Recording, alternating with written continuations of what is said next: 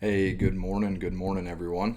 I hope we're well. It's Saturday morning, about 8:30 here Central Standard Time, and I wanted to pop in today to complete the will portion of The Obstacle is the Way by Ryan Holiday. It's the book of the month and the book read that I have been reading, discussing, and kind of leading, if you will.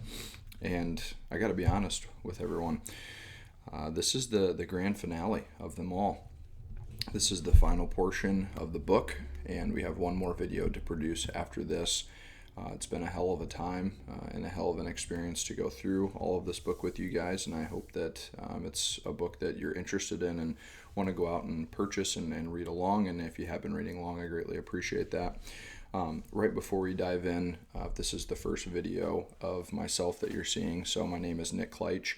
I have a website and a YouTube channel called Life with Nick podcast, and essentially within that, I read a book a month. I do a blog and a vlog, and I do a podcast with interesting people that I find kind of everyday people here and there, as I'm kind of like an everyday person here in Iowa. But I think that kind of stuff is really cool, and that's why I'm here producing it for you beautiful people out there. So if you are interested in reading this book and going out and purchasing it, I've created a playlist of all the chapters that are broken down, and it's a collective playlist. So, for example, you could go out, buy the book, begin the playlist, and I'll read with you chapter by chapter on my thoughts and just kind of things that I thought were very entertaining.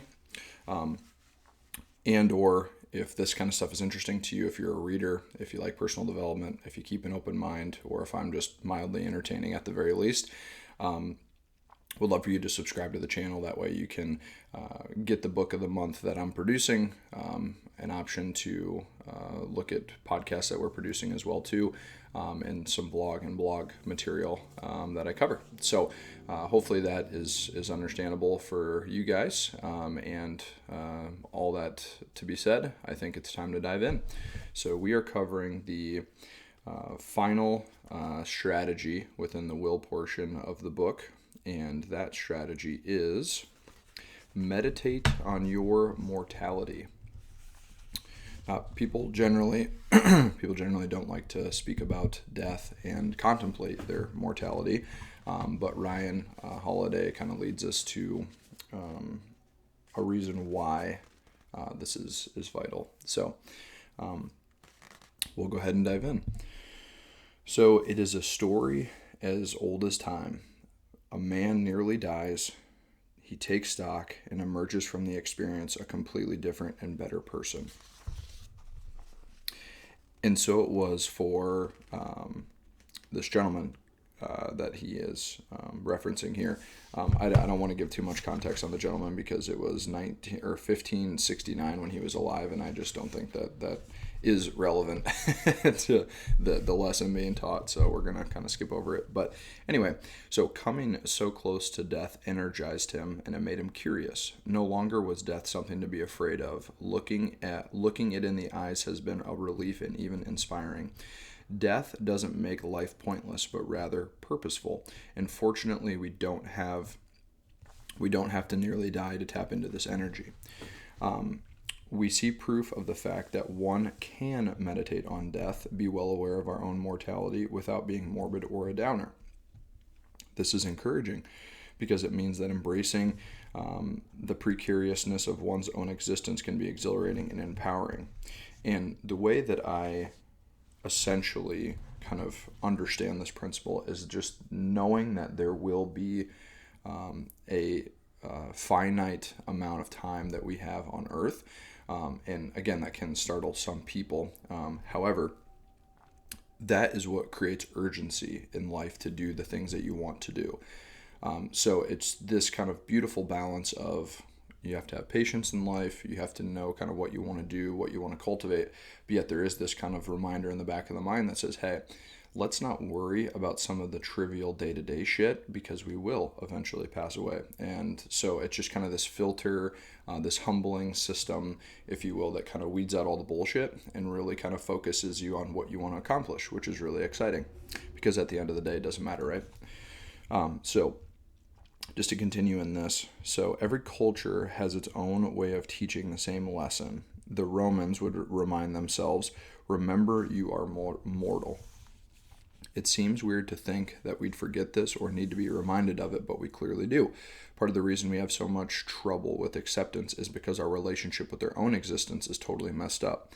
We may not say it, but deep down we act and behave like we are invincible, calling us out a little bit, which is true. Like we're impervious to trials and tribulations of mortality. That stuff happens to other people, but not me. I have plenty of time left. We forget how light our grip is on life. Otherwise, we wouldn't spend so much time obsessing over the trivialities and trying to become famous, make more money than we would ever spend in our lifetime.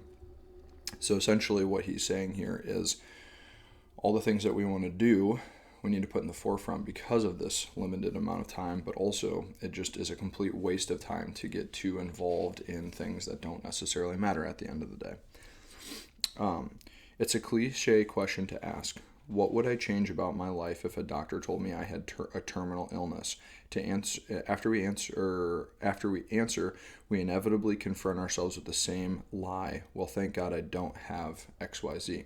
After you would have answered it, but we do. The diagnosis is terminal for all of us. A death sentence has been decreed.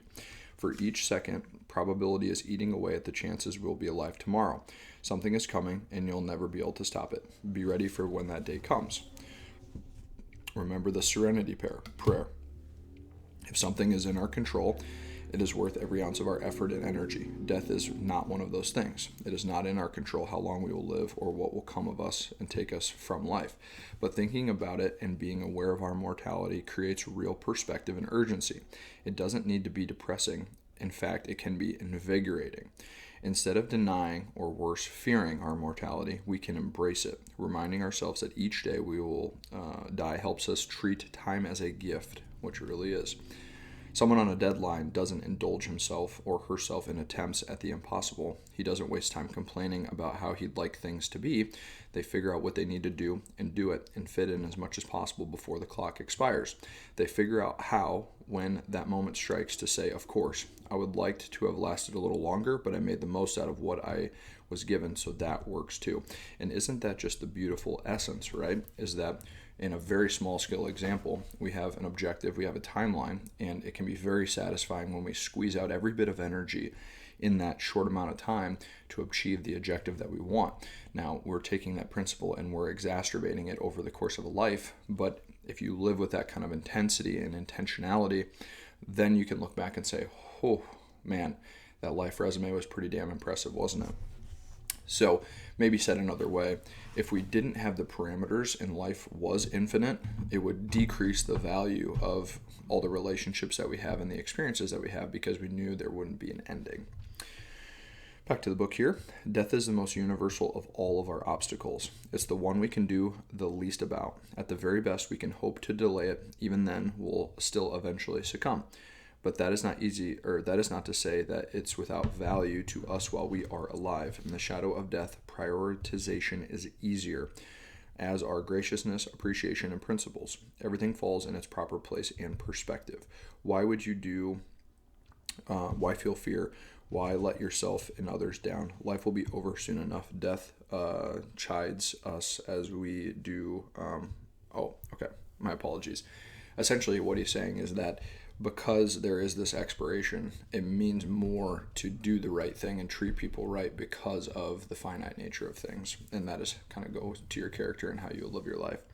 We can learn to adjust and come to terms with death, this final and most humbling fact of life, and find relief in the understanding that there is nothing else nearly as hard left. And so, even if our own mortality can have some benefit, how dare you say that you can't derive value from each and every other kind of obstacle you encounter?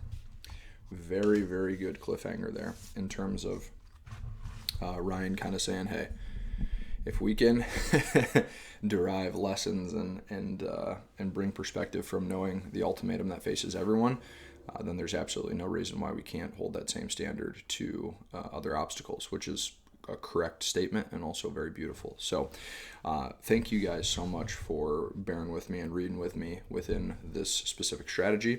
That is the final strategy of will, and I will produce one more final episode on the final thoughts of the book, and that will be the conclusion of the first book read for the Life with Nick podcast. Very, very fun. I appreciate you guys kind of hanging out and reading with me. Last but not least, it's a beautiful day for college football. As you can see, I'm wearing my Iowa Hawkeyes hat. Hopefully they can play well tonight, but you got to showcase a little personality every once in a while. So thanks, guys. Let's read that last chapter and get this thing wrapped up.